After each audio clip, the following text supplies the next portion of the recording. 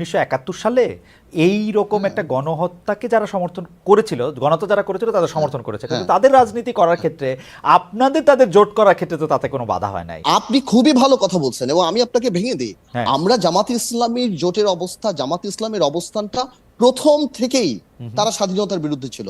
জামাতের আমির যত না এক্সপ্লেনেশন করছে তার চেয়ে বেশি তো পাকিস্তান ইমরান খান এক্সপ্লেনেশন করছে যে তাদের জন্য ভুল ছিল আমাদের সাথে কাজ করা বা এই দেশ বিভক্ত করা। সো জামাত ইসলামীর ব্যাপারটা প্রথম থেকেই ছিল। আর Awami League betrayed with the people, মানুষ আওয়ামী লীগকে ট্রাস্ট করেছে উইথ ডেমোক্রেসি। মানুষ আওয়ামী লীগের হাতে ক্ষমতা দিয়েছে, মানুষ 2008 সালে ভোট দিয়েছে, মানুষ আওয়ামী লীগ স্বাধীনতা যুদ্ধে লিডিং পলিটিক্যাল পার্টি ছিল।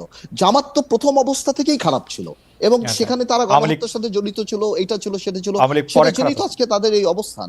এবং আমরা জোট করেছি জামাতের সাথে, অবশ্যই আমরা জোট করেছি, কিন্তু জামাতের ওই অবজেকশন গুলিকে রেখেই তো আমরা জোট করেছি। সো কালকে